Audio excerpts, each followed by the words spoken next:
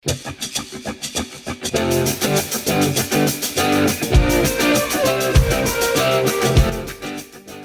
up, it's Jen. Welcome back to my channel. If you are seeing this video first, I have a reading wrap up for January through April, and now we're gonna start with the next section of the year. So these were my May reading wrap-ups and book reviews. It was a little bit of a slow start and just kind of a slow month in general.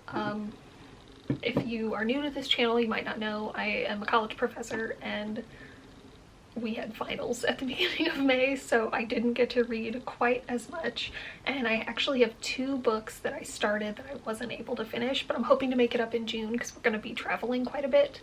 So on plane and car rides and train rides, I'm hoping to do some audiobook listening and some reading as well. So the first thing was an audiobook I listened to called Creativity Inc. It was written by, I forget his name off the top of my head, but the guy who was I don't know if he still is, but was the CEO for Pixar. This book has been on my list long enough that I don't remember who recommended it.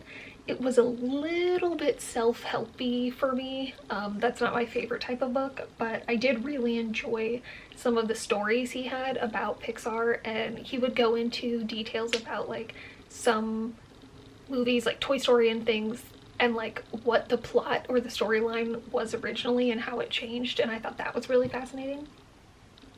Next, I listened to The 13th Tale.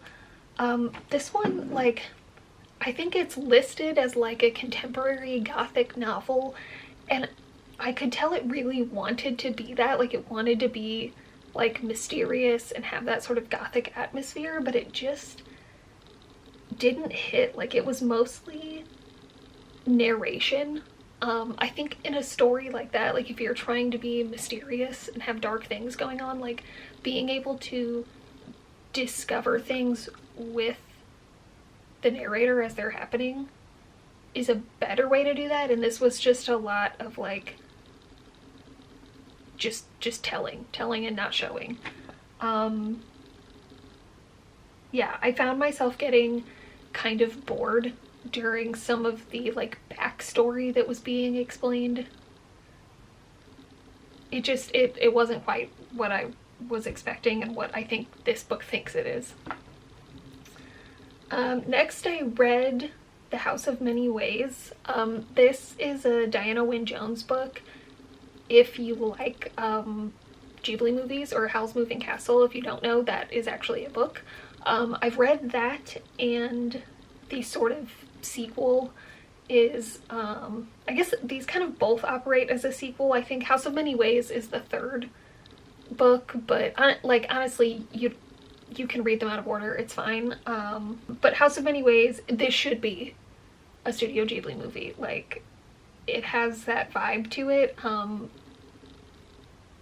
Sophie and Howl actually and Calcifer like make more of an appearance than I thought they would, which is kind of cool.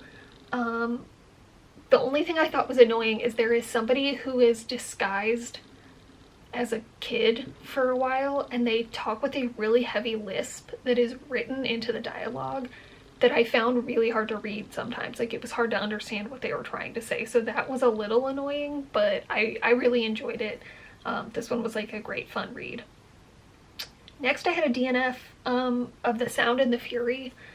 That's one of those like classics that I just had on my list because I was like, this is a book that, you know, people are supposed to have read. Like, it's one of those books that people read in school.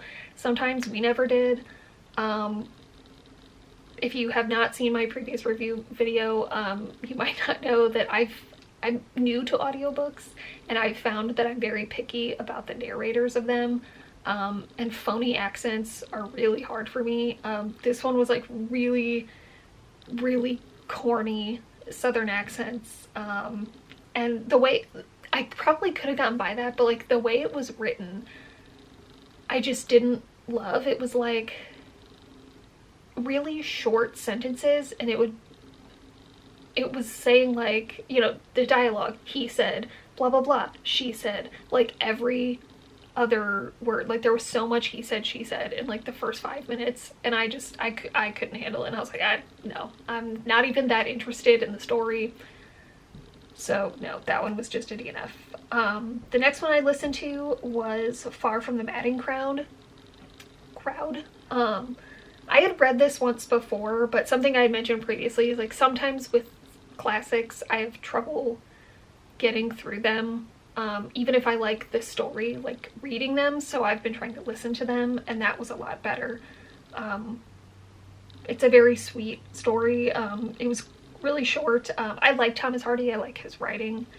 The only thing I thought was weird about the audio was they would play music in between the chapters that would sometimes bleed in as the narrator started speaking, and it was really loud. So that was kind of jarring and weird.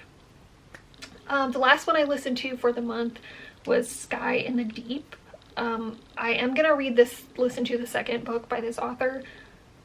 This one was good. It's fantasy, but it's like very inspired by like Vikings, which is a little different than some of the fantasy I usually read, so I thought that was cool. It was good, not great. Like, I was interested in it, but I wasn't like dying to, you know, find out what happens next. So I am gonna check out the next story just because I wanted something to listen to on the plane, and it was one of the only options available, and I just want to check it out and see if I maybe like some other stories by this author. But yeah, like I said, so a little less per May, but that's my review. I'll catch you in the next clip for June. Alright, it is now a little ways into July, but it is time to do the June reading wrap up. I didn't get quite as much read in June. I did read and listen to some things while I was traveling, but just sometimes I'm just not in the mood. So a little slower, but July has been better so far. So the first one was actually a DNF. It was the sequel to Sky in the Deep, The Girl the Sea Gave Back. I tried to listen to this one, and I already, like, I liked Sky in the Deep fine, but I couldn't get into this one. I was bored. So I didn't bother with that.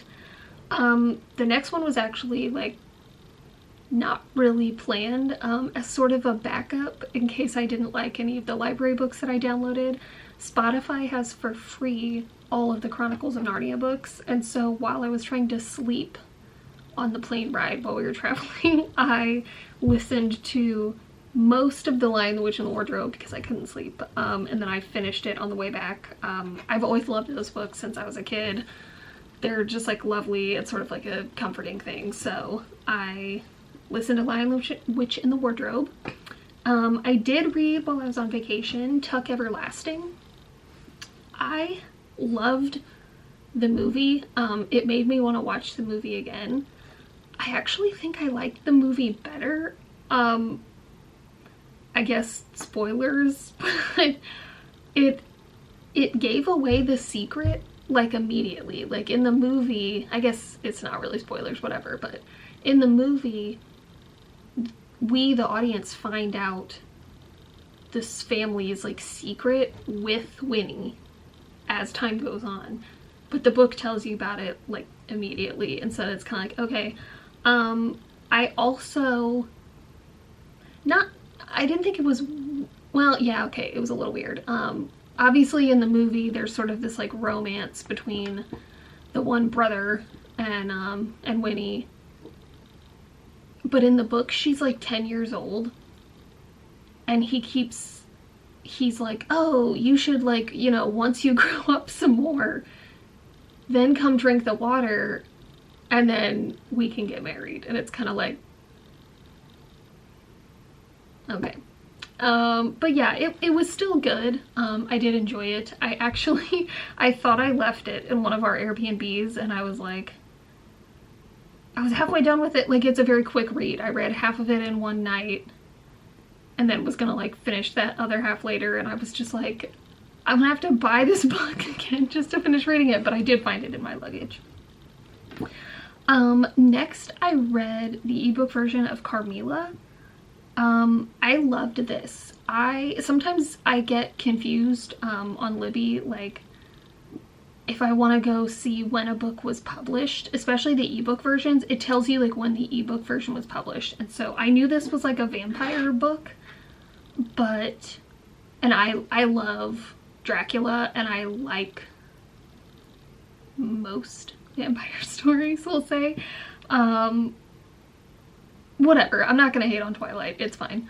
I've read them. But I didn't realize that Carmilla was actually written before Dracula, and a lot of people think that it was actually the inspiration, or some inspiration for Dracula. So I thought that was very cool. I loved it. I bought it before I even finished reading it.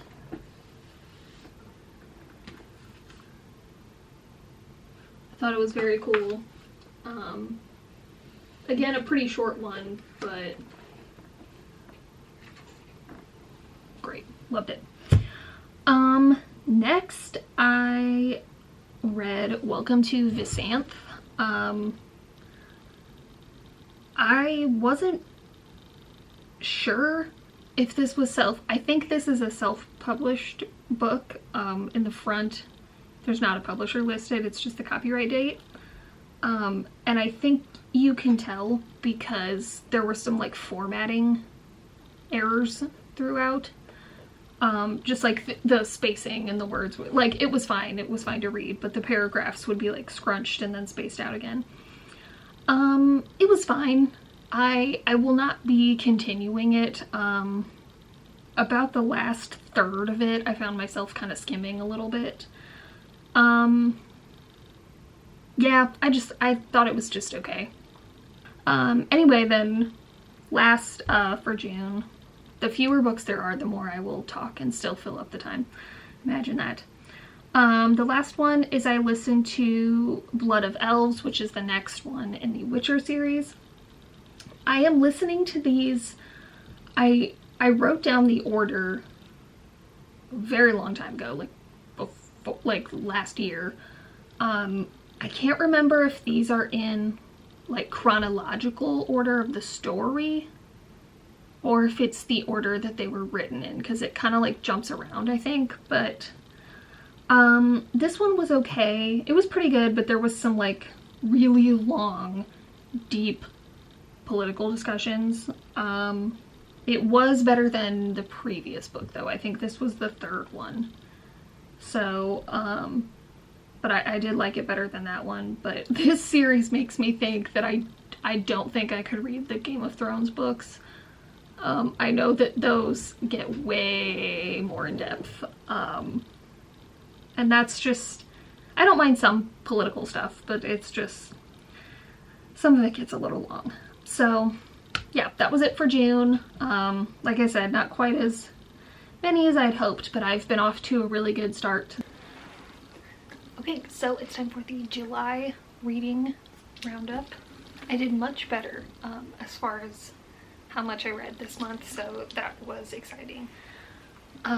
First thing, I listened to the next edition of the Witcher series. I think, no, I ended up, okay, well, it wasn't after this one, it was after the next one.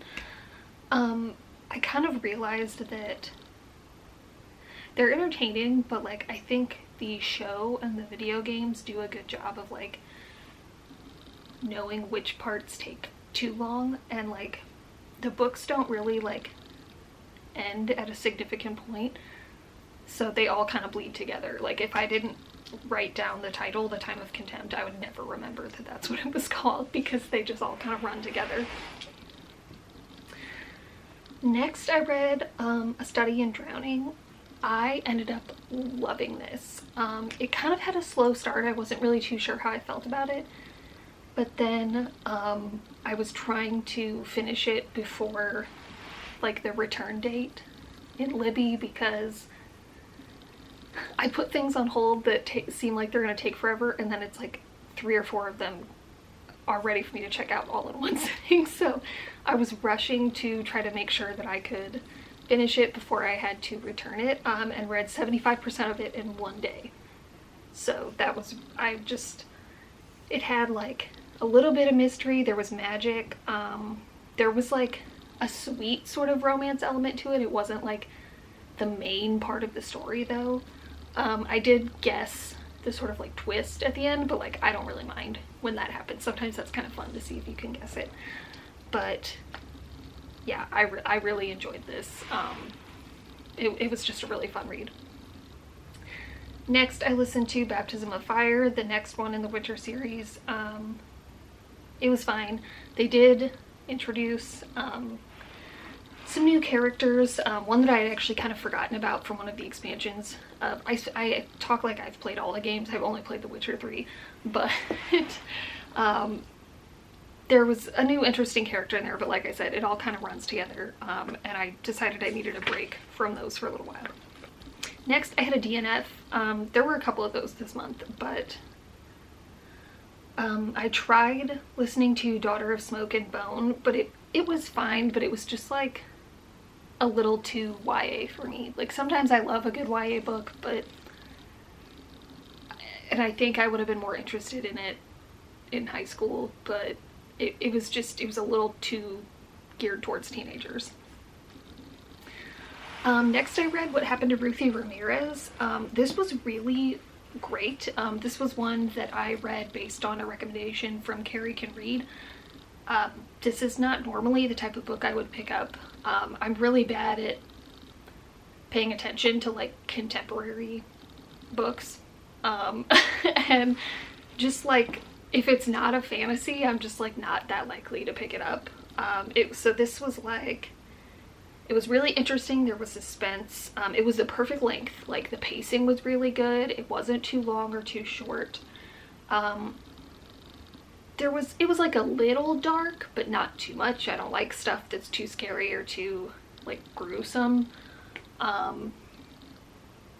In fantasy stuff, it's more fine, but I don't know, just when stuff is like too rooted in reality, I don't like it as much. The only thing I thought was a little hard, because it's multi-POV, so there are two sisters, and the writing for their speech, like the way they both spoke, was really similar, and so sometimes I had a hard time remembering which sister we were reading. Next I read this collection of plays by George Bernard Shaw that I got, I think, a year ago, maybe 2 years ago, just from like a used bookstore. I always liked Pygmalion when we read it in school, and this was not included in that, so I wanted to check out some of his other ones. The first one was okay, and then the rest of them got more and more boring as they went on. So I did finish it, but I donated that book, and yeah, that was that. Next I listened to the first in the Aragon series. I've been wanting to read these forever, at least the first one. My dad read them when I was younger, and I just like never got around to it. It was okay. It was entertaining. For some reason it just wasn't hitting 100% for me, so I don't think, at least right now, that I'm gonna read the other ones. But I might come back to it, we'll see. The next was another DNF of Charmed Life by Diana Wynne Jones. I usually love her books. I have a bunch of them, but this one just, I got maybe like 30-40 pages in and I just was kind of uninterested. I mean, it's a book for kids, so like that may be part of it, but some of the ones that I read when I was younger from her, I do still like to reread occasionally, but yeah, that one just, it wasn't hitting for me. Next I listened to The Adventures of Amina Asurafi. This was really fun. It was like historical fiction, which is not something I read a lot of. It got a little long in some spots. I guess I should say historical fantasy, not just historical fiction. But it was really easy to listen to. I was really enjoying it. I've had a few nights in the last week where I had trouble sleeping, and so I was just sort of like laying in bed or laying on the couch just listening to it for like hours at a time, and it was really entertaining. Let's see, the last one that I read it over 2 days, but I think it took me like 40 minutes to read it. But I've always wanted to read The Fantastic Mr. Fox because I love that movie. I liked Roald Dahl books when I was a kid.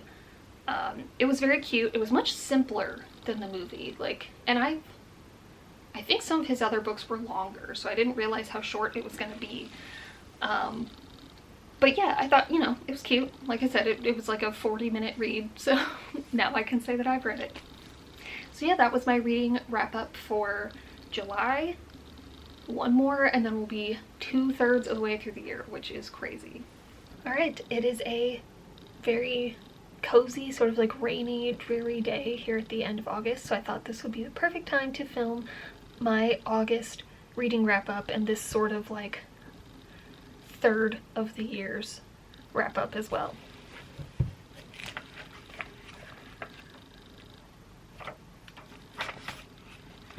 So for August, I started by listening to The Library of the Unwritten. I thought the premise was really cool. The like magic system was really unique to anything that I have read before. It got a little overcomplicated. Like there was a lot going on in the plot. But it was really easy to listen to and I did enjoy it. Next up, I read Art as Social Action.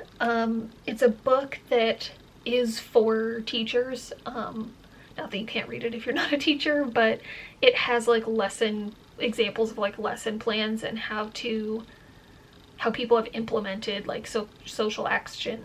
Why can't I say that? Social action into their classes in the past. It had a lot of good information. It was definitely an interesting read.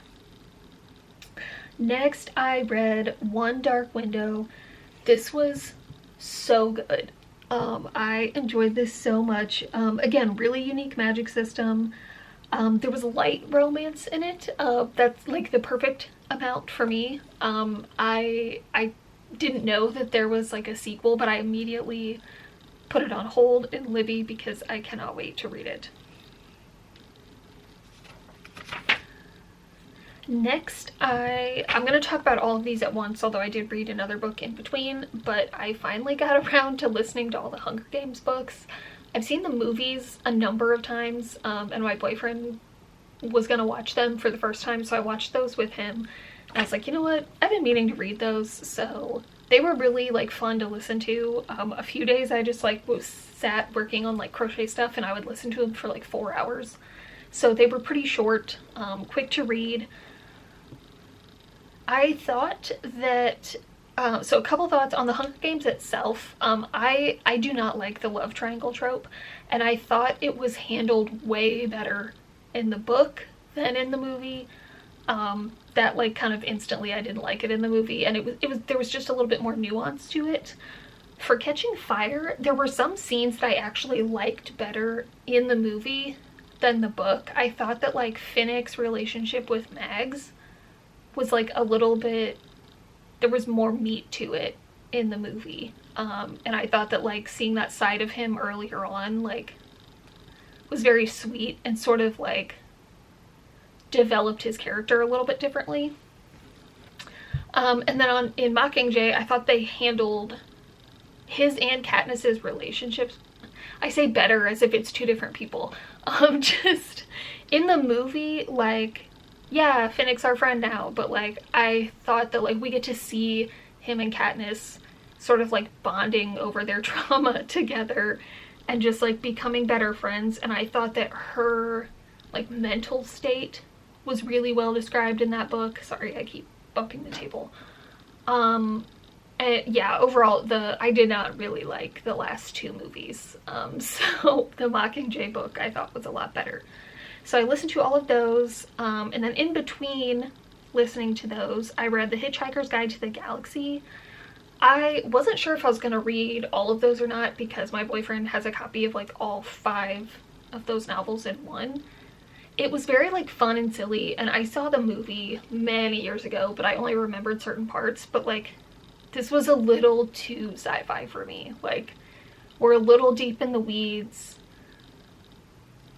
like way outer space alien, like not that I'm opposed to that, but it was a little, I like light sci-fi. So it was a good read. I'm glad I finally read it, but I don't know if I'm going to continue those. I did start reading Priory of the Orange Tree, but I started it I think last week, and I did not realize that it is 1,200 pages. So, and I think I'm gonna have to return it and get back on the waiting list through Libby. So I might actually see if I can get a physical copy through the library so that I can like have it longer, but we'll see. But yeah, those are my reading wrap-ups for this part of the year. Altogether, no DNFs this month, which that was exciting. Altogether, I don't have my number of audiobooks versus like reading the book actually, but altogether I have read/listened to 61 books so far this year, so that's very exciting. So I'm excited to get started on a couple things for September. It's August 31st, and I started today listening to Tess of the D'Urbervilles, so I've been enjoying that. And now that I am back at work for the fall semester, it's really, really nice just like listening to books sometimes on my commute to work. So if you like this video and you want to see more from me, feel free to subscribe. I post videos 2 to 3 times a month. Thanks so much for watching this one. I'll see you next time.